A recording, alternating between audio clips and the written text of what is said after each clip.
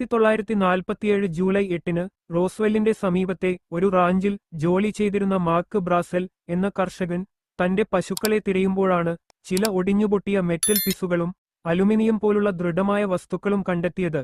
ഇവ ഇതിനു മുൻപേ ഇവിടെ ആരും കണ്ടിട്ടുള്ളവയല്ല എന്ന് അയാൾക്ക് മനസ്സിലായി. ഇതിന്റെ ചില ഭാഗങ്ങൾ കുത്തിപ്പൊളിക്കാൻ പോലും പറ്റാത്തവയായിരുന്നു. ചിലത് പല നിറങ്ങളിൽ തിളങ്ങുന്നവയും. താൻ കണ്ടെത്തിയതിനു എന്തോ കുഴപ്പമുണ്ട് എന്ന് മനസ്സിലാക്കിയ മാർക്ക് ഒട്ടും വൈകാതെ തന്നെ പോലീസിനെ സമീപിക്കുന്നു. റിപ്പോർട്ടുകൾ വന്ന ഉടനെ തന്നെ റോസ്വെൽ ആർമി എയർഫീൽഡ് അവിടെ എത്തുകയും പരിശോധന നടത്തുകയും ചെയ്തു. അടുത്ത ദിവസം തന്നെ ആർമിയുടെ പബ്ലിക് റിലേഷൻ ഓഫീസർ ഒരു പ്രസ്താവന പുറത്തുവിടുകയും ചെയ്തു. അത് ഇപ്രകാരമായിരുന്നു: a flying disc has been recovered from a ranch near Roswell. അത് കേട്ട രാജ്യമാകെ ഞെട്ടിപ്പോയി. UFO ആണോ അതോ ഏലിയൻസോ? പക്ഷേ അതിന് വെറും 24 മണിക്കൂർ മാത്രമേ ആയുസ് ഉണ്ടായിരുന്നുള്ളൂ. കാരണം സൈന്യം അവരുടെ നിലപാട് ഉടനടി തന്നെ മാറ്റുന്നു.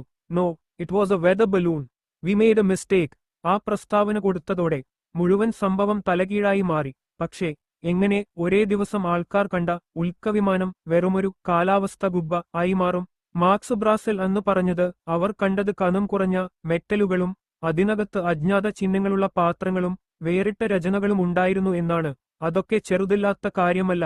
ഇതിന്റെ പിന്നാലെ സൈന്യം ബ്രാസലിനെയും മറ്റു ചിലരെയും കർശനമായി ചോദ്യം ചെയ്തു. ചിലർ പറയുന്നത് അവർക്ക് പൊതു സംസാരത്തിന് വിലക്ക് ഏർപ്പെടുത്തി എന്നുമായിരുന്നു.